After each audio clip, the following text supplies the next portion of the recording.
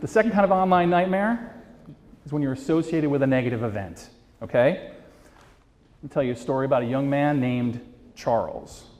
Charles was a student at a university in California, and he worked in the box office at the university, working his way through school. And he was the assistant manager of the box office. One day, the box office manager up and died. They did an audit of the box office, and they found that money was missing. So the university called the police to investigate this embezzlement, and they questioned Charles. Very important. He was questioned. He wasn't arrested. He wasn't charged with anything. He cooperated with the police. He turned over his laptop. He was cleared of any issues whatsoever. Meanwhile, some students at the student newspaper for the university were on this story like a dog on a bone, and they decided to write a big story about it, and they named Charles, that he was questioned by police. First name, last name. Again, fast forward a couple years, Charles is trying to get a job. He can't even get an interview because every time he gets Googled by an HR person, they see a story about embezzlement. Now, if you're screening employees and you have 100 resumes in front of you and you do a Google search and realize, oh, this kid was involved in an embezzlement, does he get an interview? Are you going to give that as one of the top 5 resumes you're going to ask your boss to check out? Need no introduction. Actual Facebook post, actual caption. Now you may say, why is this one on the be associated with something negative real, okay? The point is that one kid takes the picture, posts the caption, then he tags his friend. His friend has no idea until someone tells him, hey man, there's a picture of you flipping off the camera on Facebook. And then he has to go untag himself. Anybody here know how to untag yourself on Facebook? Yeah, it's a small number, right? It's not, and it's different on Facebook than it is on Instagram. It's not an easy thing, so it could be up there for a while.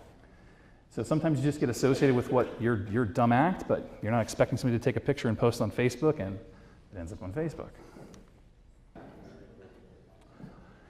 Sometimes right before the NFL draft, your Twitter account gets hacked, and you drop 13 places right into the lap of the Miami Dolphins.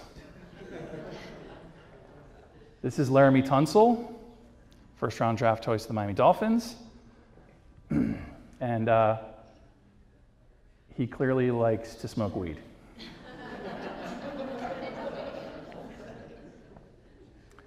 that a custom design? Mine are a different color. No, it's not. I don't know. Anyway, the point here is that it looks as though, from what the reports I've read, that this tweet cost Laramie Tunsil about $10 million. Now, but hey, he gets to block for Ryan Tannehill in a brand new stadium, right? So that's cool. But I think he'd rather have the $10 million back. When it comes to the kids and the electronics, it's an inevitability, but I say delay it as long as you can, okay? Sites like Snapchat,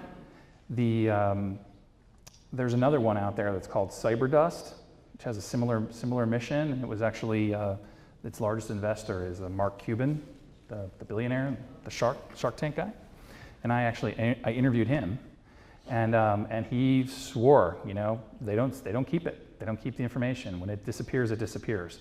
And so I'm guessing that that's the same thing with Snapchat, although I read a bunch of stuff about this, and apparently if someone sends you a picture on Snapchat, you can do a screenshot of it. And so therefore it's there, right? You take the screenshot and you have and it's still there. But I say delay as long as possible and don't let your daughter date. Simple stuff.